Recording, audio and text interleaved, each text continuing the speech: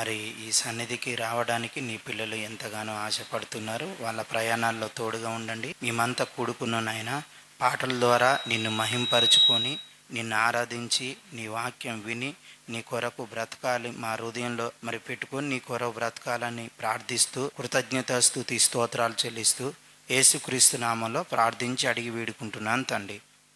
అందరికీ వందనాలు. స్తోత్రం చెల్లింతుము, స్తుతి స్తోత్రం చెల్లింతుము, యేసునాదుని మేలులు తలచి స్తోత్రం చెల్లింతుము, స్తుతి స్తోత్రం చెల్లింతుము. దీవారాత్రములు కంటి పాపవలే కాచియా, దీవారాత్రములు కంటి పాపవలే కాచియా, దయగల హస్తముతో బ్రోచి నడిపించితివి, దయగల హస్తముతో బ్రోచి నడిపించితివి. స్తోత్రం చెల్లింతుము, స్తుతి స్తోత్రం చెల్లింతుము. గాఢాంధకారములో కన్నీటిలో ఎలలో, గాఢాంధకారములో కన్నీటిలో ఎలలో కృషించిపోనీయక కృపలతో బలపరచితివి, కృషించిపోనీయక కృపలతో బలపరచితివి. స్తోత్రం చెల్లింతుము, స్తుతి స్తోత్రం చెల్లింతుము. సజీవయాగముగా మా శరీరము సమర్పించి, సజీవయాగముగా మా శరీరము సమర్పించి సంపూర్ణ సిద్ధి నొందా శుద్ధాత్మను నొసగితివి, సంపూర్ణ సిద్ధి నొందా శుద్ధాత్మను నొసగితివి. స్తోత్రం చెల్లింతుము, స్తుతి స్తోత్రం చెల్లింతుము. సియోను మార్గములో పలు శోధనలు రాగా, సియోను మార్గములో పలు శోధనలు రాగా, సాతాన్ని జయించుటకు విశ్వాసమునిచ్చితివి, సాతాను జయించుటకు విశ్వాసమునిచ్చితివి. స్తోత్రం చెల్లింతుము, స్తుతి స్తోత్రం చెల్లింతుము. సిలువను మోసుకొని సువార్తను చేపట్టి, సిలువను మోసుకొని సువార్తను చేపట్టి యేసుని వెంబడింప ఎంత భాగ్యమునిచ్చితివి, యేసుని వెంబడింప ఎంత భాగ్యమునిచ్చితివి. స్తోత్రం చెల్లింతుము, స్తుతి స్తోత్రం చెల్లింతుము. పాడెద హల్లెలూయా, మరణాతా హల్లెలూయా, పాడెద హల్లెలూయా, మరణాతా పాడెద హల్లెలూయా ప్రభు యేసుకే హల్లెలూయా సదా పాడెద హల్లెలూయా ప్రభు యేసుకే హల్లెలూయా స్తోత్రం చెల్లింతుము స్తుతి స్తోత్రం చెల్లింతుము యేసునాదుని మేలులు తలచి స్తోత్రం చెల్లింతుము స్తుతి స్తోత్రం చెల్లింతుము కందని నిర్మాణమా మానవ శరీర ఆకారమా శాస్త్రానికందని నిర్మాణమా మానవ శరీర ఆకారమా పిల్లలు కావాలని కోరుకున్నా కలుగుటలేదు కారణమేమని పిల్లలు కావాలని కోరుకున్నా కలుగుటలేదు కారణమేమని యోచించుమా ఓ మానవా నీ జన్మదినమే అనాది దేవుని సంకల్పమా శాస్త్రానికందని నిర్మాణమా మానవ శరీర ఆకారమా శాస్త్రానికందని నిర్మాణమా మానవ శరీర ఆకారమా పూత పూస్తుంది కోటాను కోట్లు పండ్లుగా మారును వందలుగా నేలరాలును పువ్వంతా పూత పూస్తుంది కోటాను కోట్లు పండ్లుగా మారును వందలుగా నేలరాలును పువ్వంతా తల్లి గర్భంలో వెళ్ళిన ప్రతి కణము నేలరాలు కోట్లుగా దేహాన్ని ఇచ్చును కొన్నిటికే ఏ క్షణము కలిసిందో ఎవరికి తెలియదు పిండముగా మారినది దేవునికే తెలుసు నీ జన్మదినమే అస్యమా అనాది దేవుని సంకల్పమా శాస్త్రానికందని నిర్మాణమా మానవ శరీర ఆకారమా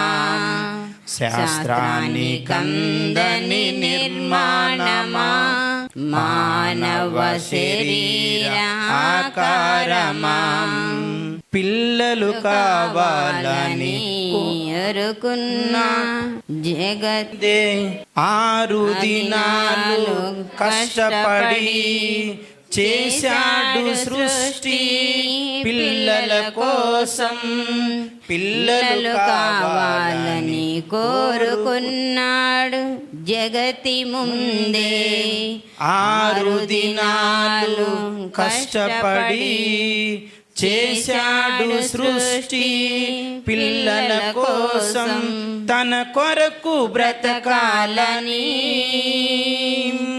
తన సేవ చేయాలని అరచేతిలో చిక్కుకొని తన కళ్ళతో చూసుకొని పిండమునై ఉండగా గర్భములో నుండగా శాస్త్రానికందని నిర్మాణమా మానవ శరీర ఆకారమా శాస్త్రానికందని నిర్మాణమా మానవ శరీర ఆకారమా పిల్లలు కావాలని కోరుకున్నాం కలుగుటలేదు కారణమేమని పిల్లలు కావాలని కోరుకున్నా కలుగుటలేదు కారణమేమని యోచించుమా ఓ మానవా, నీ జన్మదినమే రహస్యమా, అనాది దేవుని సంకల్పమా, శాస్త్రానికందని నిర్మాణమా, మానవ శరీర ఆకారమా, శాస్త్రానికందని నిర్మాణమా, మానవ శరీర ఆకారమా. థ్యాంక్స్ అన్న. పాట పాడి వినిపించిన సువార్త రాజు గారికి వందనములండి. అలాగే మన మధ్యలో ఉన్న నిత్య గారు వచ్చి ఒక పాట కూడా రాశారు. కూడి వచ్చిన మీ అందరికీ యేసుక్రీస్తు వారి నామమున వందనాలండి. మన పాటల పుస్తకంలో నుంచి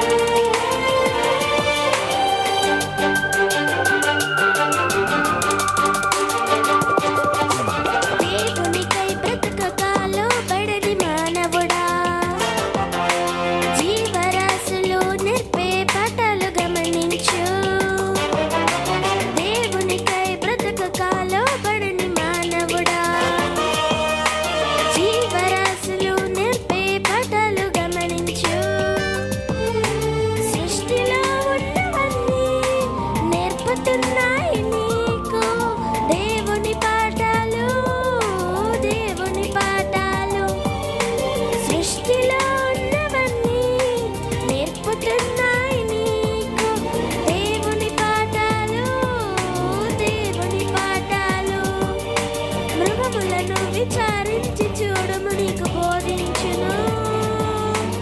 ఆకాశ పక్షులను చూడము అవి నీకు తెలియజేయును. దేవునికై బ్రతకక లోబడని మానవుడా, జీవరాశులు నేర్పే పాఠాలు గమనించు.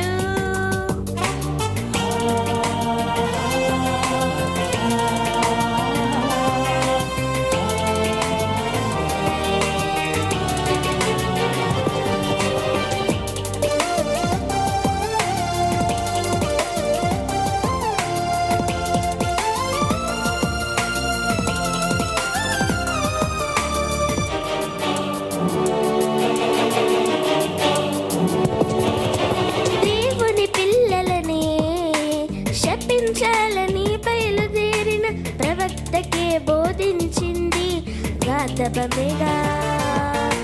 దేవుని పనిలో ఉన్న ఏలియా ప్రవక్తకే ఆహారం అందించింది కాకోలమేగా. క్రూరమైన సింహములే దేవుని మాటకు లోబడి దానియేలుకు ఏ హాని చేయకుండా నోళ్ళు మూసాయి. జీవరాశులన్నీ దేవుని మాటకు లోబడుతున్నాయి. వాటి కంటే శ్రేష్ఠుడవు మనిషి, నీవు లోబడవా? దేవునికై బ్రతకక లోబడని మానవుడా, జీవరాశులు నేర్పే పాఠాలు గమనించు.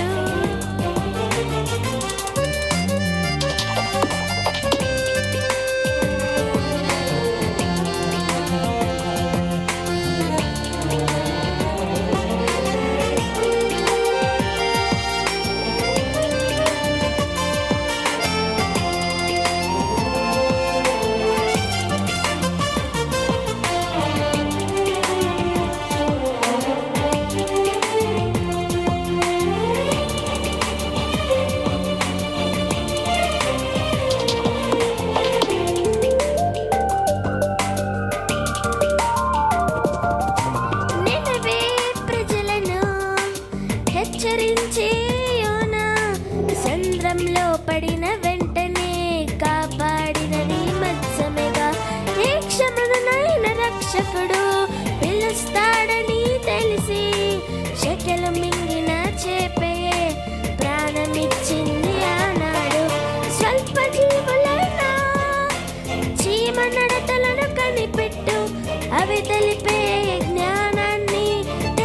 తెలుసుకోవాలి నీవు.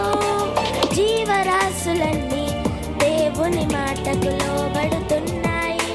వాటి కంటే శ్రేష్ఠుడవు ఓ మనిషి, నీవు లోబడవా? దేవునికై బ్రతకక లోబడని మానవుడా, జీవరాశులు నేర్పే పాఠాలు గమనించు. అవకాశం ఇచ్చిన అధ్యక్షుల వారికి వందనాలు. పాట పాడి వినిపించిన నిత్య గారికి వందనములు. వాక్యపట్నం చేసుకుందామండి. మన మధ్యలో ఉన్న సుమతి గారు వచ్చి మత్తయి సువార్త 14వ అధ్యాయము 13 నుంచి 15 వరకు చదివి వినిపించ. వందనాలు చెల్లిస్తున్నానండి. మత్తయి సువార్త 14:13 నుంచి. యేసు ఆ సంగతి విని దోణి ఎక్కి అక్కడి నుండి అరణ్య ప్రదేశమునకు ఏకాంతంగా వెళ్లి జనసమూహము ఆ సంగతులు విని పట్టణం నుండి కాలేరు వరకు ఆయన వెంట వెళ్ళిరి.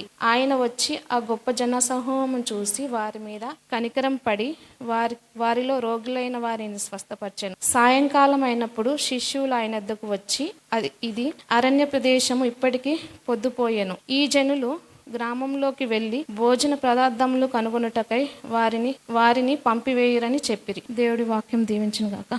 వాక్యపట్నం చేసి వినిపించిన సుమతి గారికి వందనములు అండి. అలాగే మన మధ్యలో ఉన్న రాజలక్ష్మి గారు వచ్చి మత్తయి సువార్త 14వ అధ్యాయం 16 నుంచి 21 వరకు చదివి వినిపించవచ్చు. వాక్యపట్నం చేసుకుందామండి. మత్తయి సువార్త 14వ అధ్యాయం 16వ వచనం నుంచి 20. యేసు వారు వెళ్ళనక్కరలేదు, మీరే వారికి భోజనం పెట్టుడని వారితో చెప్పగా, వారు ఇక్కడ మన యొద్ద 5 రొట్టెలను 2 చేపలను తప్ప మరేమీ లేదని ఆయనతో చెప్పిరి. అందుకు ఆయన వాటిని నా యొద్దకు తెండని చెప్పి పచ్చిక మీద కూర్చుండుడని జనులకు ఆజ్ఞాపించి ఆ 5 రొట్టెలను 2 చేపలను పట్టుకొని ఆకాశం వైపు కనులెత్తి ఆశీర్వదించి ఆ రొట్టెలు విరిచి శిష్యులకిచ్చెను. శిష్యులు జనులకు వడ్డించిరి. వారందరూ తిని తృప్తి పొందిన తరువాత మిగిలిన ముక్కలు 12 గంపలు నిండి ఎత్తిరి. స్త్రీలను పిల్లలు కాక తినిన వారించుమించు 5,000 మంది పురుషులు. థ్యాంక్ యూ అండి.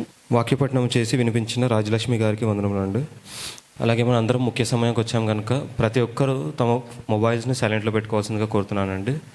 మన మధ్యలో ఉన్న వెంకటన్నయ్య గారికి ఈ సమయాన్ని అందిస్తున్నాం. పిల్లలందరూ మేము ఇలా కూడి ఉండగా మీ జ్ఞానాన్ని నేర్చుకుంటున్నప్పుడు సమయోచిత జ్ఞానంతో మేము నేర్చుకొనగలుగుటకు మాకు సహాయం చేయండి తండ్రి. అలాగే తండ్రి, విన్న వాక్యాన్ని విడిచిపెట్టకుండా మా హృదయాల్లో భద్రపరుచుకుని మీ మాటల ప్రకారం ఈ భూమి మీద బ్రతకడానికి సహాయం చేస్తారని నమ్ముతూ యేసుక్రీస్తు వారి పరిశుద్ధ నామంలో ఈ ప్రార్థన అడిగి వేడుకుంటున్నాను తండ్రి, ఆమేన్. ప్రియమైన దేవుని పిల్లారా, యేసుక్రీస్తు వారు ధృవీకరించిన పాత నిబంధన సత్యాలు అనే మొదటి భాగాన్ని మనం చివరి వారం లాస్ట్ వీక్ ఆలోచించామండి. ధృవీకరించిన లేదా దృఢపరిచిన లేదా ఆయన నోటి నుంచి జారిపడిన, ఇలా మరి యేసుక్రీస్తు వారు ధృవీకరించిన పాత నిబంధనలో మాట్లాడిన మాటలు, పాత నిబంధనలు ఏవైతే జరిగినవో ఆ విషయాలను కొత్త నిబంధనలో చెబుతూ, కొత్త నిబంధనలో మాట్లాడుతూ ఆయన వాళ్ళని కోడ్ చేసినట్టుగా మనం చూసుకున్నాం. కొంతమందిని హేబేలు గారు మనం ఆలోచించినప్పుడు ఆయన నీతిమంతుడిగా మనకు కనిపించాడు. మొదటి నీతిమంతుని సాక్ష్యం కింద మనం ఆలోచించచ్చు. తర్వాత నోవాహు గారిని మనం ఆలోచించినప్పుడు రాబోయే తీర్పు పట్ల మెలకువగా ఉండటం, అంతే కదండి. జలప్రలయం వస్తుందని దేవుడు చెప్పినప్పుడు అతను ఓడను తయారు చేసుకుని ముందు మెలకువగా ఉండడం, అలా ఆలోచించవచ్చు. ఇంకా ఏంటంటే లోకాశల్లో మునిగిపోలేదు ఆయన. దేవుడు ఏదైతే పని చెప్పాడో ఆ పని చేసుకుంటూ వెళ్ళిపోయాడు. ఇంకా అబ్రహాం గారి గురించి మనం అవునండి, అబ్రహాం గారి గురించేనా నెక్స్ట్ ఆయన గురించి మనం ఆలోచించుకున్నట్లయితే వాగ్దానాల పట్ల విశ్వాసం, నెక్స్ట్ క్రీస్తు యొక్క దినం చూడాలని ఆశతో ఉన్నాడు. ఇవన్నీ మనం లాస్ట్ వీక్ చెప్పుకున్నామండి. నెక్స్ట్ ఇంకొకరు ఎవరి గురించి చెప్పుకున్నాం? మోషే. ఆయన గురించి మనం ఆలోచించగలిగితే లేఖనాలపై నమ్మకం, అంతే కదండి. ఇప్పటికీ ఆధారాలు మోషే రాసిన 5 కాండాలు ఆధారం చేసుకుని మనం మాట్లాడుకుంటూ ఉంటాం. ఇంకా దేవుని యందు భయభక్తులు కలిగి ఉండటం, ఇశ్రాయేలీల యొక్క నాయకుడిగా, ఇవన్నీ మనం అయితే వీరందరూ నీతిమంతుల జాబితాలో దేవుని గురించి బ్రతుకుతూ దేవుని కోసమే పని చేసిన వారుగా మనం చూసాం. కిటికీలు ఇంకా సుమారుగా 16 మంది ఉన్నారని చెప్పుకున్నాం కదండి. ఇంకా వీరి కోవలోనే అబ్రహాం కుమారుడు ఇస్సాకు గురించి మనం ఆలోచించగలిగితే మరణాంతరం జీవితంపై నిరీక్షణ, అంతే కదండి. ఆయన గురించి మనం ఇంకా యాకోబు గారి గురించి ఆలోచిస్తే పరలోక రాజ్యంలో దేవుని భక్తులతో కలిసి కూర్చునే భాగ్యం వస్తుందని. ఇంకా ఇలాగా సొలొమోను గారు ఈ లోక జ్ఞానం కంటే దైవ జ్ఞానమే గొప్పదని చాలా మంది ఉన్నారండి. ఎలీషా గారు గాని, నెక్స్ట్ దానియేలు గారు గాని, జకరియా గారు గాని, లోతు గారు గాని, ఇంకా ఏమంటారంటే లోతు భార్యని జ్ఞాపకం చేసుకున్నాడే అంటారు. అవునా? దేనికి జ్ఞాపకం చేసుకోవాలి ఏమండి? యేసుక్రీస్తు వారు మాట్లాడుతూ లోతు భార్యని జ్ఞాపకం చేసుకోండి అంటాడు. ఇప్పుడు ఒకసారి మీరు ఎవరినన్నా గుర్తు తెచ్చుకోండి అన్నాను అనుకోండి, చిరంజీవిని ఒకసారి గుర్తు తెచ్చుకోండి అన్నాను అనుకోండి, ఏంటి ఆయన నుంచి నేర్చుకోవాల్సింది ఏమైనా ఉందా అన్నట్టే కదా ఆలోచించవలసింది. లోతు భార్యని జ్ఞాపకం చేసుకోండి అన్నా అంటే ఆమె గురించి ఏదో నేర్చుకోవాలి. ఏంటి, ఏం చేయాలి? లోతు భార్య నుంచి వెనుదిరిగి చూడకూడదు. అవునండి, వెనుదిరిగి చూడకూడదు. ఎందుకు? దేవుడు నీకు చెప్పిన పని తూచా తప్పకుండా చేసుకుంటూ వెళ్ళిపోవాలంతే. దేవుడు ఏదైతే చెప్పాడో ఆ పని మీరు వెనుదిరిగి చూడకూడదు, వెళ్ళిపోతూ ఉండాలి. వస్తాయి ఆటంకాలు, వస్తాయి, మధ్యలో ఎన్నో వస్తాయి, లోకాశలు గుర్తుకొస్తాయి, కానీ వాటిని ఇవన్నీ విడిచిపెట్టి. అందుకే కదండి లోతు భార్య ఏమైపోయింది, వెనక్కి తిరగగానే ఉప్పు స్తంభం అయిపోయింది. ఇలా మనం ఆలోచించగలిగితే ఆ రాణి జ్ఞానాన్ని నేర్చుకోవడానికి ఎక్కడికి వచ్చేది? సొలొమోను దగ్గర. ఈమె గురించి కూడా మాట్లాడతారు యేసుక్రీస్తు వారు. ఇవన్నీ బైబిల్లో ఉన్న సందర్భాలే. ఒక్కొక్కటిగా చూస్తే మనకి వారాలు పట్టేస్తుంది కాబట్టి టూకీగా చెప్తున్నారు. అయితే ఈరోజు కొంతమంది గురించి ఆలోచిద్దామండి. ఇంకా సొదొమ గొమొర్రా పట్టణాల గతి కంటే మీ గతి కంటే వాళ్ళ గతి ఓర్వదగింది అంటాడు యెరూషలేములో. ఇలా వారి పట్టణాలని ఇంకా భక్తుల్ని ఎంతో మందిని మాట్లాడడం యేసుక్రీస్తు వారి నోటిలో ఆయన ధృవీకరించారు. ఇలా ఆయన ధృవీకరించిన లేదా దృఢపరిచిన వచనాలు మనం ఆలోచించగలిగితే మత్తయి సువార్త 12వ అధ్యాయము 1 నుంచి చదువుకుందాం. ఆ కాలమందు యేసు విశ్రాంతి దినమున పంట చేల్లో పడి వెళ్ళుచుండగా ఆయన శిష్యులు ఆకలిగొని ఏం తినేశారంటే, ఏంటా వెన్నెలంటే ఏదో వెన్నెల నుంచి తినేశారంట. తినసాగిరి ఎవరు చూచారంటే పరిచర్యలు అంటే ఎవరు? పరిచర్య చేసేవారు. ఇప్పుడు ఎవరైతే పరిచర్య చేస్తున్నారో వాళ్ళు చూసారనుకోండి. ఇప్పుడు ఇక్కడ కూడా ఏం జరుగుతుందంటే, మీకు ఎలా భయపడతారు? ఎవరైనా పాస్టర్ గారిని చూసారనుకో, మీరు ఏదైనా తప్పు చేస్తున్నారనుకోండి, ఆ టయానికి ఎవరైనా పాస్టర్ గారు చూస్తున్నారని ఎలా అయితే అంటారో అలాగా వాళ్ళు వెన్నెల త్రుంచి తినసాగిరి. అప్పుడు ఎవరు చూసారంట? పరిచర్యలు చూసారంట. చూసి ఇదిగో విశ్రాంతి దినమున చెయ్యకూడనిది ఎవరి శిష్యులండి? మేమందరం చాలా బాగున్నాం, నీ శిష్యులేమో ఇష్టం వచ్చినట్టు తిరుగుతున్నారు, ఇష్టం వచ్చినట్టు చేస్తున్నారు. విశ్రాంతి దినమున ఏదైతే చేయకూడదో అది మీ శిష్యులు చేసేస్తున్నారు. ఇది దేవునికి విరుద్ధం. అంతేనండి, దాని భావం అంతే కదా. ఏమంటున్నారు? ఇప్పుడు యేసుక్రీస్తు వారు మాట్లాడుతున్నారంటే ఏమని? తానును తనతో కూడా ఉన్నవారును ఆకలిగొని ఉండగా దావీదు చేసిన దానిని గూర్చి మీరు చదవలేదా? ఏమన్నారంటే ఎవరి పేరు వచ్చింది ఇక్కడ? దావీదు చేసిన దానిని గూర్చి మీరు చదవలేదా అని ఎవరిని ఎంటర్ చేశారు ఇక్కడ? దావీదు గారిని. అతడు దేవుని మందిరంలో ప్రవేశించి యాజకులే తప్ప తానైనను తనతో కూడా ఉన్నవారైనను తినకూడని సముఖపు రొట్టెలు తినెను. మరియు యాజకులు విశ్రాంతి దినమున దేవాలయములో విశ్రాంతి దినమును ఉల్లంఘించియు నిర్దోషులై ఉన్నారని మీరు ధర్మశాస్త్రమందు చదవలేదా? ఏం అడుగుతున్నారండి యేసుక్రీస్తు వారు ఏం మాట్లాడుతున్నారు? ఓకే, మా వాళ్ళు అంతే కదండి, మన భాషలో చెప్తున్నా, మా వాళ్ళు ఏదో చేశారని మీరు వచ్చి అడిగేస్తున్నారు. మీరు ధర్మశాస్త్రాన్నే కదా బోధిస్తారు, ధర్మశాస్త్రాన్ని బైబిల్ గ్రంథాన్నే కదా బోధిస్తారు. మరి దావీదు గారు తినేసిన సంగతి మీకు జ్ఞాపకం లేదా? మీరు చదువుకోలేదా? మీ ఓడే కదా దావీదు, మీరు చదువుకున్నారు కదా. మరి మీ దావీదు చేసినప్పుడు మా ఓళ్ళు చేస్తే ఏంటి? అంతే కదండి అక్కడ భావం. దావీదు గారి గురించి చదువుకున్నారు, దావీదు మహారాజాను చెప్తున్నారు. ఇదిగో దావీదు గురించి ఎంతో గొప్పగా మాట్లాడతారు. మరి దావీదు తినగలేదండి, నా శిష్యులు తింటే వచ్చిందా? అంతే కదండి ఆ మాట, అలాగే ఉందా?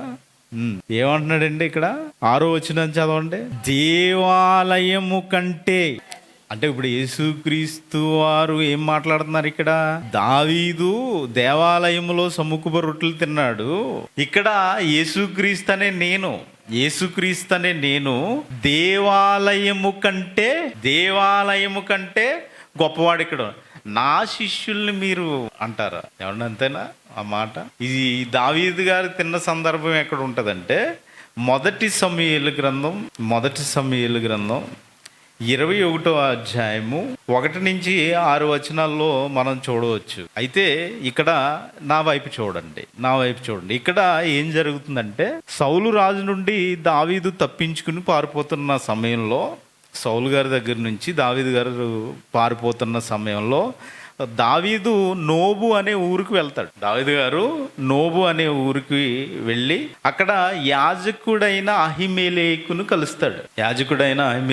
కలిసి అక్కడ ఆహారం ఏమీ లేనందున ఏం చేస్తాడంటే, దేవుని సన్నిధిలో ఏదైతే సముఖపు రొట్టెలు అనుకున్నామో అవి ప్రతిష్ఠితమైన రొట్టెలు అనమాట.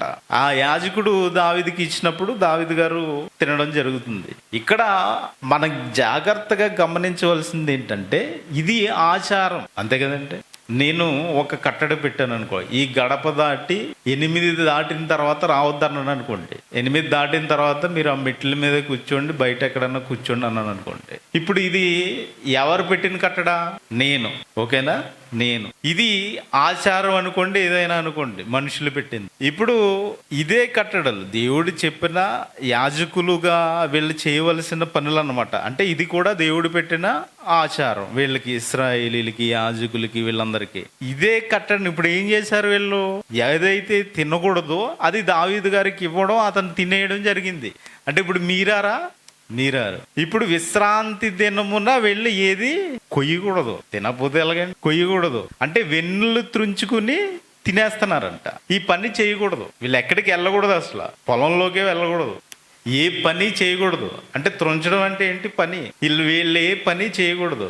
చెయ్యకూడని పని చేస్తున్నారని యేసుక్రీస్తు వారి శిష్యుల మీద నింద వేస్తున్నారు. ఇప్పుడు నింద వేసినప్పుడు ఇక్కడ యేసుక్రీస్తు వారు ఏమన్నారండి మాట? 6వ వచనం ఇప్పుడు చదవండి మళ్ళీ.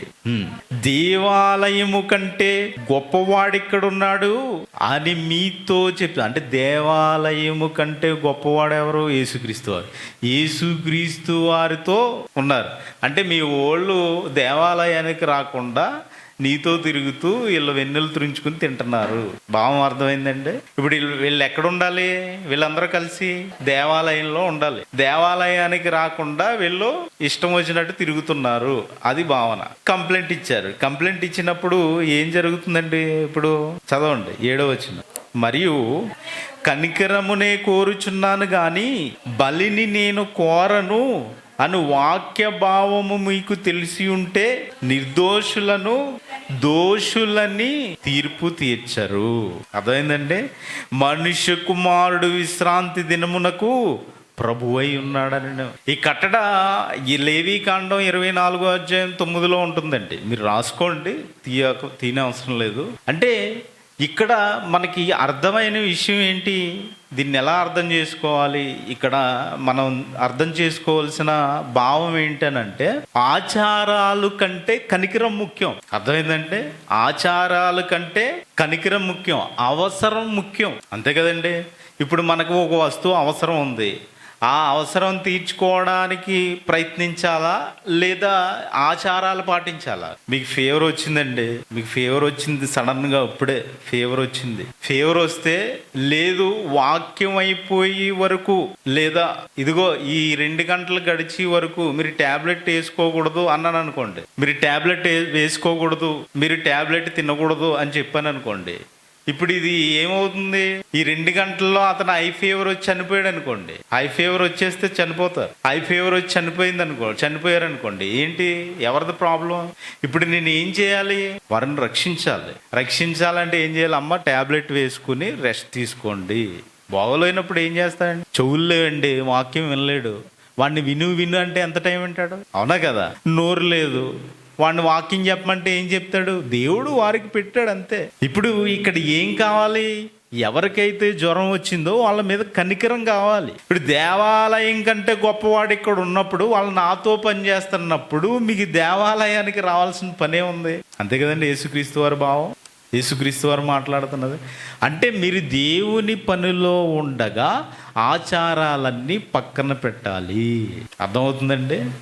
ఇప్పటికీ ఏం చేస్తున్నారు? ఆచారాలనే ఆచరిస్తున్నారు. ఆచారాలు, ఇదిగో మనుషుల పారంపర్య ఆచారాల చొప్పున మీరు దేవుని వాక్యమును ఏం చేస్తున్నారంట? అర్థమైందండి? అంటే దావీదు గురించి గుర్తు చేసి, ఇదిగో ఆచారాలు కాదు, అక్కడ ఆకలి వేస్తుంది, కావాలి కదా, ఆహారం కావాలి కదా. ఆయనకి ఆహారం ఏం చేశాడు యాజకుడు? దావీదు గారికి ఇచ్చారు, ఆయన తిన్నాడు కదండి. అలాగే ఈరోజు ఏదైతే మనిషికి కావాలో మనిషికి దాన్ని ఇవ్వడానికి ప్రయత్నించాలి. ఇప్పుడు దేవుని పనిలో ఉన్నప్పుడు, దేవుని పనిలో లేకుండా నాకు కృప కావాలి, నాకు అన్నీ కావాలంటే రావండి. ఎందుకు? దేవుడు అందరికీ సమానంగా ఇచ్చాడు. ఇప్పుడు దేవుని పనిలోకి వచ్చాక మనకి కొన్ని యాడ్ అవుతాయి. ఏం యాడ్ అవుతాయి? కష్టాలు, శ్రమలు, బాధలు, ఇంకా అన్నీ యాడ్ అవుతాయి. ఎందుకు యాడ్ అవుతాయి? అగ్ని పరీక్ష జరగాలి మన మీద. అగ్ని పరీక్షలోనే ఇది ఒరిజినల్ బంగారమా డూప్లికేట్ బంగారమా తెలుస్తుంది. కాబట్టి ఈ పరీక్షలన్నీ జరగాలి. ఇంకా ఇంకొక మాట మనం ఆలోచించగలిగితే మత్తయి సువార్త అదే 12వ అధ్యాయము, మత్తయి సువార్త 12వ అధ్యాయము 40వ వచనం నుంచి 38 నుంచి చదువుకుందాం. అంటే 38 నుంచి. అప్పుడు శాస్త్రులలోను పరిసయ్యుల్లోను మళ్ళీ ఎవరు వచ్చారండి యేసుక్రీస్తు వారి దగ్గరికి? శాస్త్రులు వచ్చారు, పరిసయ్యులు వచ్చారు. ఏమంటున్నారండి? కొందరు బోధకుడా, నువ్వు చాలా సూచక్రియలు చేస్తున్నావు కదా, అద్భుతాలు చేస్తున్నావు కదా, నీ వలన ఒక సూచక్రియ చూడగోరుచున్నామని ఆయనతో చెప్పగా ఆయన ఇట్లా అన్నారు,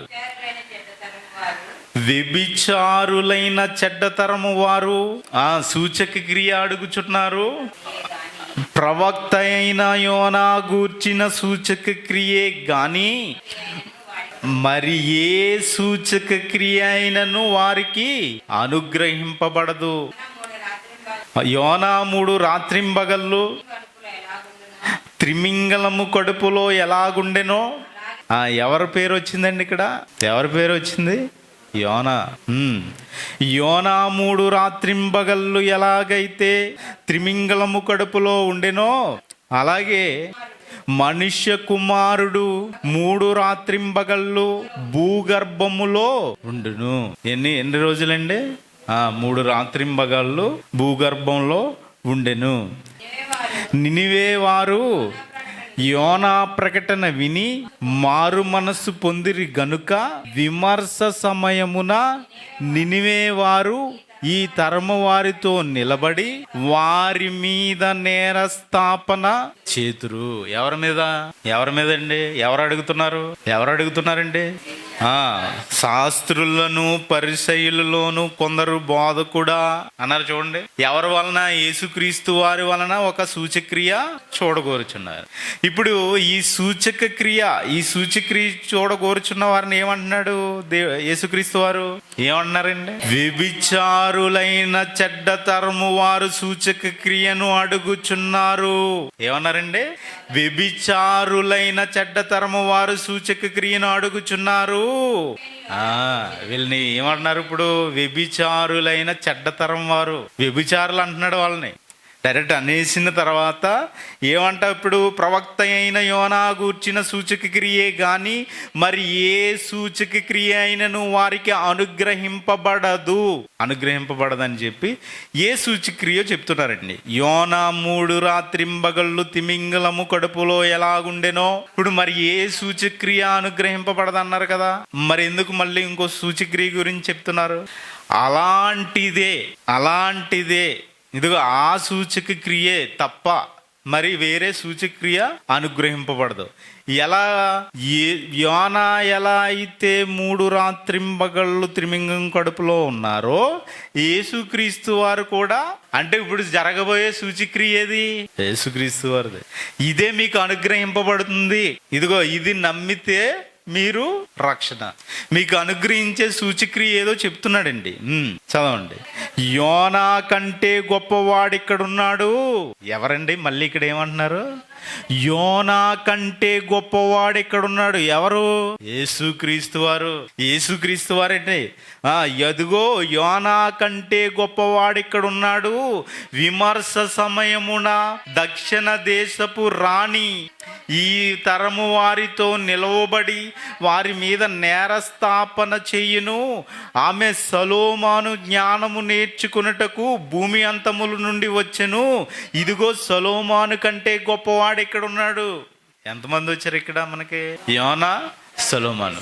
ఇప్పుడు యోనా గురించి మనం నేర్చుకోవాల్సింది ఏంటి?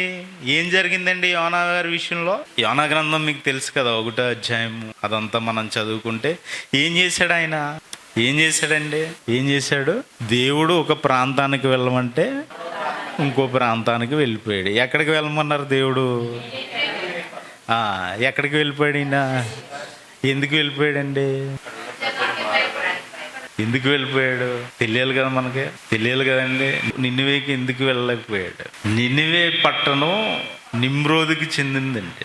వాళ్ళు చిరుత పులులను వేటాడి చంపేస్తారు. వాళ్ళు చాలా క్రూరులు. వాళ్ళ మాట వినరు అని వాళ్ళ గురించి మనం తర్వాత మాట్లాడుకోవచ్చు. ఓకే, వాళ్ళ మాట వినరు, వాళ్ళు చాలా క్రూరులు, వాళ్ళు లోబడరని ఈయన తెలుసు కాబట్టి అక్కడికి వెళ్ళడానికి నిరాకరించాడు అనమాట. తెలియాలి కదండి. ఇప్పుడు నన్ను మీరు ఎక్కడికన్నా వెళ్ళమన్నారు అనుకోండి, నేను వెళ్ళను అన్నాను అనుకోండి, ఏదో కారణం ఉంటుందా? లేకపోతే ఉత్తినే వెళ్ళనని చెప్తానా? ఉంటుంది కదండి. అంటే ఇలాగే యోనా గారు వెళ్ళకపోవడానికి కూడా ఒక కారణం ఉంది. అయితే ఇక్కడ యోనా గారు అదే చేప కడుపులో ఎలా అయితే 3 రోజులు ఉన్నారో అలాగే యేసుక్రీస్తు వారు కూడా ఇక్కడ ఎంత కఠినమైన వాడికైనా నీకు అవకాశం వచ్చినప్పుడు సువార్త చెప్పారనుకోండి, వాడు పశ్చాత్తాపడితే ఏముంటుంది? రక్షణ ఉంటుంది. ఎక్కడ వస్తుందండి రక్షణ? యోనా కంటే గొప్పవాడు ఎక్కడున్నాడు? ఇక్కడ ఉన్నాడు. యోనా కంటే గొప్పవాడు ఇక్కడ ఉన్నాడు. ఇప్పుడు రక్షణ ఎక్కడ వస్తుంది? ఇదిగో ఆయన సమాధి చేయబడి, చనిపోయి సమాధి చేయబడి తిరిగి 3వ దినమున లేపబడెను. ఇదే సువార్త. అంటే ఈ సువార్త ఆయనకి తెలిసినప్పుడు ఇందులో ఏమో దొరుకుతుంది? ఆయనకి రక్షణ దొరుకుతుందండి. యోనా గారి ద్వారా మనం ఏం తెలుసుకోవచ్చు? పశ్చాత్తాపం చెందడం. అంతే కదండి. నినివే వారందరూ ఏమయ్యారు? పశ్చాత్తాపడ్డారు, మారు మనస్సు పొందారంటే. అంటే యోనా ఎలా అయితే చేప కడుపులో ఉన్నాడో ఈ చేప కడుపులో ఉన్న యోనాకి ఇదిగో యోనా కంటే గొప్పవాడు ఇక్కడ ఉన్నాడని చెప్తున్నారు కదా. ఇప్పుడు ఇతనికి ఏంటి పోలిక? పునరుత్థానం అండి. ఆయన 3 రోజులు చేప కడుపులో ఉన్నాడు కదా, అసలు ఎలా ఉన్నాడో ఒకసారి ఆలోచించండి. ఎవరు కాపాడారు ఆయన్ని? దేవుడు. ఆయన చేప కడుపులో, చేప గర్భంలో ఎలా అయితే ఉన్నాడో అలాగే యేసుక్రీస్తు వారు కూడా ఏమవుతారు? 3 రాత్రులు భూగర్భంలో ఉంటారు. ఏదైతే దానికి సాదృశ్యంగా చెబుతూ ఇదిగో యోనా ఎలా అయితే రక్షింపబడ్డాడో దేవుని ద్వారా, అలాగే నేను కూడా దేవుని ద్వారా మరలా భూమి మీదకి వస్తాను, నా ద్వారానే రక్షణ. ఇదే సూచక క్రియ. ఏంటండి ఇది? సూచక క్రియ. ఎందుకంటే చనిపోయాడు, సిలువ వేయబడ్డాడు, ఆయన సమాధి చేయబడ్డాడు, 3వ దినమున తిరిగి లేపబడ్డాడు. ఇది ఏంటండి? ఇది సూచక్రియ. ఇది తప్ప మీకు వేరేది అనుగ్రహం. వాళ్ళకే అదే, మనకే అదే. అంతే కదండి. ఈరోజు ఆయన సమాధి చేయబడి తిరిగి లేపబడ్డాడు కాబట్టి ఈరోజు మనకు రక్షణ. లేదంటే ఇదే సూచక్రియ. ఈ సూచక్రియ కంటే మీకు ఏది దీనికన్నా ఎక్కువ కోరుకున్నాం అనుకోండి, ఏమంటున్నారు ఆయన? చదవండి 39వ వచనం. వ్యభిచారులైన చెడ్డతరము వారు సూచక్రియను అడుగుచున్నారు. ఏంటంట సూచక్రియ? ఇంకా మనం ఏమైనా సూచక్రియలు కోరుకుంటే ఏమంటున్నాడు? వ్యభిచారులైన చెడ్డ తరము వారు. అంటే ఈ సూచక్రియ మనకు అనుగ్రహింపబడిన ఆ సూచక్రియను బట్టి మనం మారకపోతే మనం ఏమంటున్నాడంటే ఇంకా సూచక్రియలు అడిగే వాళ్ళు ఉన్నారా లేరా? ఉన్నారు. ఆల్రెడీ సూచక్రియను పెట్టేశాడు దేవుడు. ఈ సూచక క్రియ కంటే ఇంకా వేరే సూచక్రియలు మనం కోరుకోని అవసరం లేదు. ఓకేనండి. అంటే మరి ఈయన నుంచి మనం నేర్చుకోవాల్సిన నీతి ఏంటి? ఈయన నుంచి మనం ఏం నేర్చుకోవాలి? పశ్చాత్తాపం చెందడం అనేది జరిగింది అక్కడ, అంతేనా? నినేవారు ఎలా మారిపోయారు? క్రూరులు అని చెప్పుకున్నాం కదా. వాళ్ళందరూ మారు మనసు పొందడం జరిగింది. ఇవన్నీ తెలుసు కాబట్టి యోనా గ్రంథము మీరు చదువుకుంటే ఆ హిస్టరీ అంతా మీకు అర్థమవుతుంది. ఇంకా మనం ఆలోచించినట్లయితే ఇంకొకరు వచ్చారండి. ఎవరు వచ్చారంట? దక్షిణ దేశపు ఆ రాణి ఎవరి దగ్గరికి వచ్చిందంట? ఎందుకు వచ్చింది? ఏ జ్ఞానం ఉందా ఆయన దగ్గర? లోక జ్ఞానం కంటే దైవ జ్ఞానం గొప్పదని చెప్పుకుంటున్నాం కదండి. అంటే ఇప్పుడు సొలొమోను గారి దగ్గర ఏ జ్ఞానం ఉంది? దైవ జ్ఞానం ఉంది. దేవుని యొక్క మాటలు ఉన్నాయి, దైవ జ్ఞానం ఉంది. అందుకనే ఆమె ఏం వెతకడానికి వచ్చింది? సత్యాన్ని వెతకడానికి వచ్చిందంటే. అంత దూరం నుంచి ఎందుకు వచ్చింది ఆవిడ? ఎక్కడి నుంచి? ఎక్కడి నుంచో వచ్చిందంట. అంటే అక్కడి నుంచి రావడానికి కారణం ఏంటి? ఇదిగో సత్యాన్ని వెతకడానికి. మనం ఇంత దూరం వస్తున్నాం, ఏం వెతుకుతున్నాం? ఎవరే బట్టలు వేసుకొచ్చారో, ఎవరే ఫంక్షన్లకు పిలుస్తారో, ఏమంటే ఇలాంటి ఏమన్నా వెతుకుతున్నారా? ఏం వెతకాలి? సత్యాన్ని వెతకాలి. ఈరోజు ఏంటి? ఏం నేర్చుకుంటున్నాం? ఏం తెలుసుకున్నాం? ఈరోజు నేర్చుకున్న సత్యం ఏంటి? అంతే కదండి. ఇప్పుడు ఏంటి ఆలోచిస్తున్నాం మనం? యేసుక్రీస్తు వారు ధృవీకరించిన సత్యాలు. ఇవి సత్యాలండి, జరిగినవి, హిస్టరీలో జరిగినాయి. ఉప్పు స్తంభం సాక్ష్యంగా లేదా? ఉంది కదండి. దావీదు, యెరూషలేము సాక్ష్యంగా లేవా? ఉన్నాయి కదండి. తిరిగిన ప్రాంతాలు సాక్ష్యంగా లేవా? ఉన్నాయి. ఇవన్నీ ఉన్నాయి. ఇంకొక మాట మనం ఆలోచించగలిగితే లూకాసు వార్త 4వ అధ్యాయము, లూకాసు వార్త 4వ అధ్యాయము 25 నుంచి చదువుకుందండి. ఏలియా దినములందు 3 ఏండ్ల 6 నెలలు ఆకాశము ముయ్యబడి దేశమందంతటను గొప్ప కరువు సంభవించినప్పుడు ఇశ్రాయేలులలో అనేక మంది విధవరాండ్రుండినను. ఇశ్రాయేల్లో ఎంతమంది ఉన్నారంట? అనేక మంది ఉన్నారంట. అనేక మంది ఉండినను ఏలియా సీదోనులోని సారేపతు అను ఊరిలో ఉన్న ఒక వెధవరాలి వద్దకే గాని మరి ఎవని వద్దకు పంపబడలేదు. అంటే దేవుణ్ణి నమ్మలేదా? ఇప్పుడు అనేక మంది క్రైస్తవులు ఎంతమంది ఉన్నా కానీ మనల్ని ఎక్కడ పంపుతాడు దేవుడు? ఎక్కడ పంపుతాడండి? మీరు అన్ని అనుభవించే ఉంటారు. మా ఊళ్ళో ఎవరు మా మాట వినరంటే మీరు చాలా బాగా విన్నారు. మీరు దేవుణ్ణి మహింపరిచారు, మీరు దేవుణ్ణి స్తుతించారు. ఈ సందర్భం తెలుసు కదండి. సారేపతు వెధవరాల గురించి తెలుసు కదా. దేశంలో కరువు ఉన్నప్పుడు దేవుడు ఏలియాను ఎక్కడ పంపించాడంట? సీదోను పట్టణంలో సారేపతులో ఉన్న ఒక విధవరాలి దగ్గరకు పంపాడు. ఆమె దగ్గర ఏమున్నాయంటే కొంచెం పిండి, కొంచెం పిండి, కొంచెం నూనె మాత్రమే ఉన్న ప్రవక్త మాట వినేసిందండి ఆవిడ. ఏమిన్నది? ప్రవక్త ఏదైతే చెప్పాడో ఆ మాట వినేసింది. వినిన వెంటనే ఏం చేసింది? విని భోజనం పెట్టినందున ఆమె ఇంట్లో ఏం రాలేదు? కరువు రాలేదంట. ఊరంతా వచ్చేసింది. అంతే కదండి. ఆ దేశం ఊరంటే దేశంలో కరువు వచ్చినా కానీ వాళ్ళ ఇంట్లో ఏం రాలేదంట? కరువు. ఈ సందర్భం మీకు తెలుసు కదండి, చదువుకున్నాం కదా మనం. అంటే యేసుక్రీస్తు వారు చెబుతున్నారు చూడండి ఆమె గురించి. ఇదిగో ఏలియాను అక్కడికి పంపించాడు కదా దేవుడు. ఆమె ఎవరు మాట విన్నది? ప్రవక్త ఏలియా గారి మాట విన్నది. ఇంకా ఏమన్నాడండి? ఇంకొక మాట అన్నారు చూడండి. మరియు ప్రవక్త అయిన ఎలీషా కాలమందు ఇశ్రాయేలీల్లో అనేక కుష్టు రోగములుండినను సిరియా దేశస్థుడైన నయమాను తప్ప మరి ఎవడను శుద్ధి నొందలేదని నేను మీతో నిశ్చయముగా చెప్పుచున్నాను. నయమాను గురించి కూడా మనం చదువుకున్నాం. అంటే దేవుడు వీళ్ళందరి పేర్లు ఎందుకు మాట్లాడుతున్నారు? ఎందుకు ధృవీకరిస్తున్నారండి? అంటే ఇక్కడ మనం ఆలోచించగలిగితే కరువు కాలంలో కూడా దేవుని పోషణ మీకు ఉంటుంది. ఎవరి మాట వింటే? దేవుని మాట వింటే. కరువు కాలంలో కూడా దేవుని పోషణ ఉంటుందండి. ఇప్పుడు సారేపేతు విధవరాలు దగ్గరికి ఏలియా గారు వెళ్ళినప్పుడు ఏమన్నాడు, నాకు ఆహారం అంతేనండి, ఏమన్నా అడిగారా? వాళ్ళ ఇంట్లో పోనీ ఏదో పర్లేదు బాగుంది, కొన్ని సంవత్సరాలు కూర్చుని తిని పిండి ఉంది, కొన్ని సంవత్సరాలు తిని నూనె ఉందని ఏమన్నా ఉందా? లేదు. ఎంత ఉందంట? కొంచెం పిండే ఉందంట, కొంచెం నూనె ఉందంట. ఆహారం పెట్టమని అడిగాడు ఏలియా గారు, వచ్చేస్తుంది, నూనె వచ్చేస్తున్నాయి, పిండి వచ్చేస్తుంది, నూనె వచ్చేస్తుంది, పిండి వచ్చేస్తున్నాయి. ఈయనకి ఆహారం ఎండుతుంది. ఎవరు ఈయన? ప్రవక్త.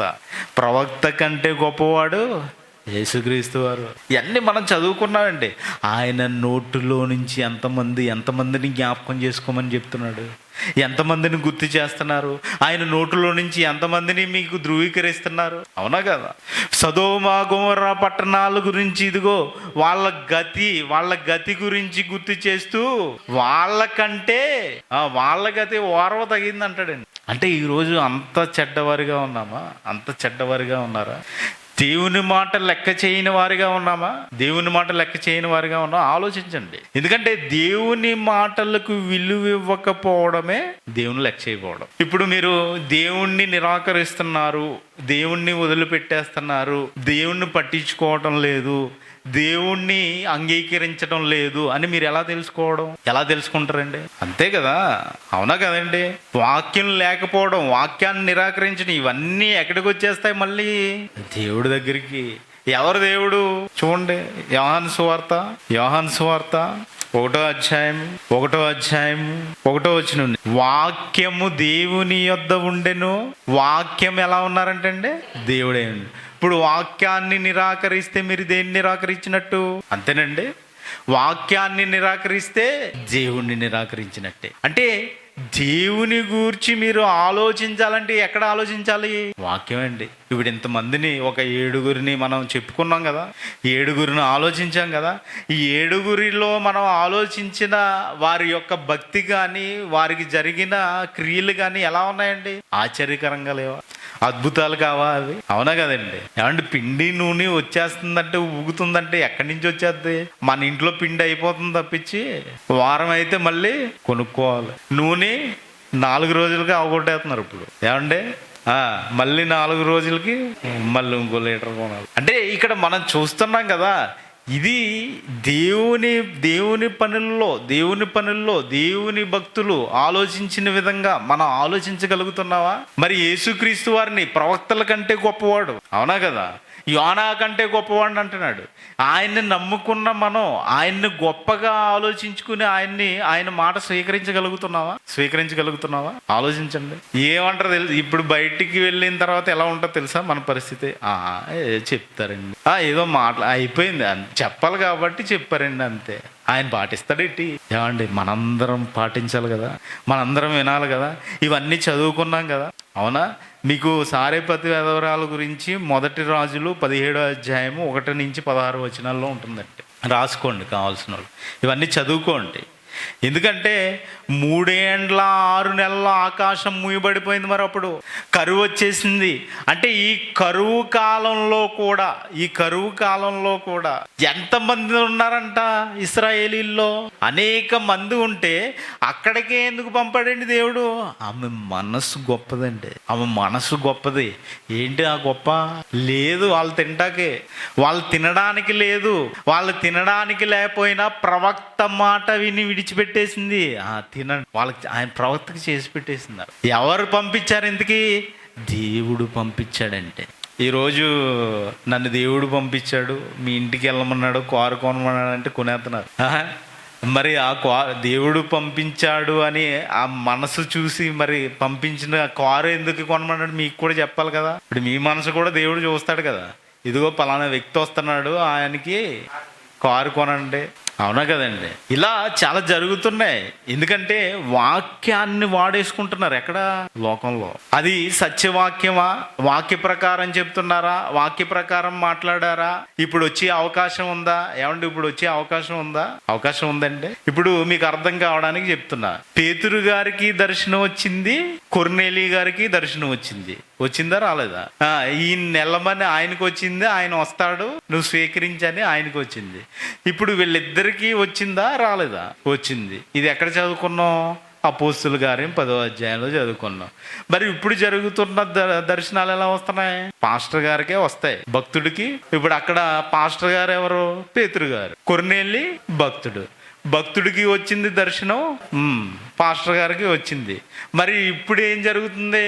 పాస్టర్ గారికి మాత్రమే దర్శనాలు వస్తాయి. ఏంటో మరి అర్థం కాదు. అంటే మరి పాస్టర్ గారికి వచ్చినప్పుడు అంటే భక్తులు సరిగా లేరా? భక్తులు కొర్నేలిలా లేరా? కొర్నేలిలా ఆలోచించట్లేదా? భక్తులకే కదండి దేవుడు, భక్తుడే కదా ఏదైనా చేయాలన్నా. ఆలోచించారా? ఇవన్నీ ఆలోచించాలండి. చాలా జాగ్రత్తగా ఆలోచించి ఏది నిజం, ఏది అబద్ధం, ఏది సత్యం, ఇవన్నీ యేసుక్రీస్తు వారు. మనం చదువుకున్నాం కదండి, చదువుకున్నాం కదా. ఎవరెవరి గురించి ఆలోచించాం మనం ఇప్పుడు? దావీదు గారి గురించి, ఇంకెవరి గురించి ఆలోచించామంటే హేబేలు గారి గురించి, నోవాహు గారి గురించి, అబ్రహాం గారి గురించి, మోషే గారి గురించి, దావీదు గారి గురించి, ఇంకా యోనా గారి గురించి, వీళ్ళందరి గురించి ఆలోచించాం కదంటే. మరి వీళ్ళందరి జీవితాల్లో దేవుడు చేసిన కార్యాలు లేవా? యేసుక్రీస్తు వారిని ఎందుకు మళ్ళీ వాళ్ళని ఇదిగో వారి పేరు ఎత్తి మరి ఏమన్నారు? హేబేలు రక్తము మొదలుకొని, అంటే హేబేలు నీతి కోసం హింసింపబడ్డాడు, అంతే కదండి. నీతిమంతుడు, మొదటి నీతిమంతుని సాక్ష్యం. అబ్రహాము గురించి, నోవాహు గారి గురించి, నోవాహు కంటే నీతిమంతుడు లేడంట. ఆయన నీతి ఎవరిని రక్షించింది? ఆయన కుటుంబాన్ని రక్షించిందండి, అంతే కదండి. రాబోయే తీర్పు, నాన్న ఇదిగో ఇక్కడ ఈ టైంకి నేను జలప్రలయాన్ని రప్పిస్తున్నాను, ఏం చేయమన్నాడు? నువ్వు వాడకట్టుకుని వాళ్ళలోకి ప్రవేశించి. ఏం చేశాడు ఆయన? దాన్ని గ్రహించి వాడకట్టుకుని వెంటనే రక్షింపబడిపోయిందండి కుటుంబం. ఈరోజు నాన్న ఇదిగో దేవుని వాక్యాన్ని స్వీకరించాలి, దేవుని వాక్య ప్రకారం బ్రతకాలి, దేవునికి ఇష్ట ప్రకారం నువ్వు జీవించాలి, దేవుని మాటలు రోజు చదువుకోవాలి. ఈ చర్చి ఇవన్నీ చెప్పినా కానీ బయటికి వెళ్ళగానే ఆ గడప దాటగానే అయిపోయింది. ఏది వాడా? మన వాళ్ళలోకి రావట్లేదు. ఏది మన వాడా? వాక్యం. అవునా కదండి? వాక్యం నేర్చుకోవట్లేదు. అబ్రహాము గారు దేవుడు ఏది చెప్తే అది చేస్తాడండి. ఇదిగో నాన్న నువ్వు వెళ్ళు, ఎక్కడికి? ఓ దేశానికి వెళ్ళిపో, నీకు ఒక దేశాన్ని ఇస్తున్నాను, వెళ్ళిపో. మాట్లాడలేదండి ఆయన, మాట్లాడలేదు. ఏమైపోయాడు ఆయన? విశ్వాసులకు తండ్రి అయిపోయాడు ఆయన. వాగ్దానాల పట్ల విశ్వాసం ఉంచాడు. దేవుడు ఏదైతే మాట వదిలాడు, ఇదిగో నేను నీకు ఇది ఇస్తా, నీ సంతానాన్ని ఆకాశ నక్షత్రాల వలె చేస్తా. నాకు 100 ఏళ్ళు వచ్చినాయి. ఈయన ఇప్పుడు మన దగ్గరికి వచ్చారనుకోండి, ఒక 50 ఏళ్ళు దాటిన తర్వాత వచ్చి నీకు సంతాన ప్రాప్తిస్తూ అని ఏదో అంటారు కదా, నీకు పిల్లలు పుట్టును గాక అన్నా అనుకోండి, ఏమంటాం మనం? 50 ఏళ్ళకే. ఆయనకి ఎన్ని ఏళ్ళంట? 100. ఇప్పుడు దేవుని మాట నమ్మాడా? 100 ఏండ్ల కాలంలో కూడా ఏం నమ్మాడండి ఆయన?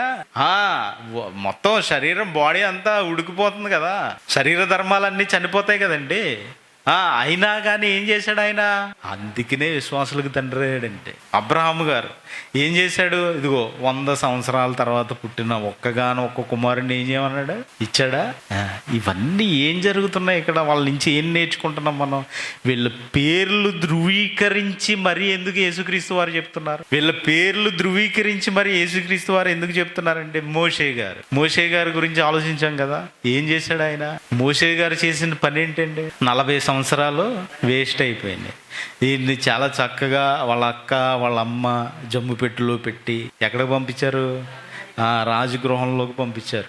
రాజగృహంలో పెరిగాడు, వచ్చాడు. తర్వాత మళ్ళీ సకల విద్యలు నేర్చుకున్నాడు. ఇవన్నీ ఎవరి ద్వారా జరుగుతున్నాయి? దేవుని ప్రణాళిక. ఆయన వెనకాల ఏం ప్రణాళిక ఉంది? మళ్ళీ సాతాను ప్రణాళిక కూడా ఉంది. ఈయన్ని ఎక్కడ దొరికితే అక్కడ ఇరికిచ్చేయడానికి ప్రయత్నిస్తుంది. రెండూ ఉంటాయండి. ఏం చేశాడు? చివరికి 6 లక్షల కాల్బలానికి నాయకుడిగా నిలబడ్డాడు. ఇదిగో వాళ్ళు ఏదన్నా తప్పు చేస్తే వాళ్ళని శిక్షించుకో, వాళ్ళని తీసుకెళ్ళిపో, కావాలంటే నన్ను శిక్షించు. చూసారా? మోషే వంటి సాత్వికుడు అంటారు. ఆయన సాత్వికుడు. ఆయన చూసారంటే ఆయన జీవితం నుంచి ఏం నేర్చుకున్నాం మనం? ఆయన జీవితం నుంచి ఏం నేర్చుకోగలుగుతున్నాం? ఇవన్నీ ఆలోచించాలి. యేసుక్రీస్తు వారు ధృవీకరించిన సత్యాలండి. ఏమండి, ఇప్పుడు ఈజిప్ట్ ఉంది కదా, ఈజిప్ట్లోనే కదా ఇదంతా జరిగింది. ఇది సత్యం కదా. అందుకనే యేసుక్రీస్తు వారు ధృవీకరించిన సత్యాలని పెట్టుకున్నాం, మాట్లాడుతున్నాం. ఇవన్నీ దావీదు మహారాజు, ఆయన గురించి హిస్టరీలో కూడా వ్రాయబడి ఉంది, అవునా కదండి. సొలొమోను గారి గురించి కూడా ఆయన జ్ఞాని, మహాజ్ఞాని అని చెప్పుకున్నాం కదండి, దైవ జ్ఞాని ఆయన. ఇంకా యోనా గారి గురించి ఇవన్నీ జరిగిన విషయాలు, అవునా కదా. యెరూషలేము నినివే పట్టణము లేదా తర్షీషు ఓడరేవు లేదా, ఇవన్నీ ఏంటి ఆధారాలు. ఆలోచించాలండి. ఇవన్నీ మనం ఎప్పుడైతే ఇవన్నీ సత్యాలు ధృవీకరించుకుని మనం దృఢపరుచుకుని ఎప్పుడైతే దేవుని కోసం నిలబడతామో అప్పుడు వీరందరూ నీతిమంతుల జాబితాలో చేరారు కదా. వీళ్ళందరూ నీతిమంతులు కొత్త నిబంధనలో ఉన్నారండి, కొత్త నిబంధనలో కూడా ఉన్నారు. మనము కూడా నీతిమంతుల జాబితాలో ఉండేలాగా ఈ భూమి మీద బ్రతకాలి. ఎప్పుడైతే ఈ నీతిమంతుల జాబితాలోకి వెళ్తామో అప్పుడు దేవుడు ఏదైతే ఇస్తానన్నాడా నిత్య జీవాన్ని పొందుకునే అవకాశం ఉంటుంది. లేదు ఈ గడప దాటిన తర్వాత వీళ్ళందరి జీవితాలు మర్చిపోతానంటారా, మీ ఇష్టం. కాబట్టి మరి యేసుక్రీస్తు వారి నోటిలో నుంచి వచ్చిన సుమారు మనం 7 గురించి మాత్రమే మాట్లాడుకున్నాం. వారి జీవితాలనన్నా ఆదర్శంగా తీసుకుని మరి నీతిమంతులుగా బ్రతకాలని కోరుకుంటూ ఈ నా మాటలు ముగిస్తున్నానండి. ప్రార్థన చేసుకో. పరలోకమందున్న మా తండ్రి, మీరు ఇచ్చిన ఈ అవకాశాన్ని బట్టి మీ కృతజ్ఞతాస్తుతులు చెల్లించుకుంటున్నాను తండ్రి. మీ కుమారుని ద్వారా ఎంతోమంది భక్తుల జీవితాలను మరి ఉదాహరణలు ఇస్తూ వారిని ధృవీకరించి వారు చేసిన నీతి కార్యాలను బట్టి వాళ్ళు రక్షింపబడ్డారని, వాళ్ళు అద్భుతాలు చేశారని, మహత్కార్యాలు చేశారని మరి మీ గ్రంథం ద్వారా మేము తెలుసుకోవడానికి ఇచ్చిన శక్తిని, బలాన్ని బట్టి మీ కృతజ్ఞతాస్తుతులు చెల్లించుకుంటున్నాం తండ్రి. ఇంకా అనేక విషయాలు మేము నేర్చుకున్నటకు, మీ జ్ఞానాన్ని మేము మా హృదయంలో భద్రపరుచుకున్నటకు మాకు సహాయం చేస్తారని అడుగుతున్నాం తండ్రి. మరి విన్న మీ పిల్లలందరూ మరి నేను మీ మాటల ప్రకారం హెచ్చరింపబడి మీ వాక్యాన్ని హృదయంలో భద్రపరుచుకుని వాక్య ప్రకారం జీవించడానికి మాకు సహాయం చేస్తారని యేసుక్రీస్తు వారి పరిశుద్ధ నామంలో ఈ ప్రార్థన అడిగి వేడుకుంటున్నాను తండ్రి. ఆమేన్.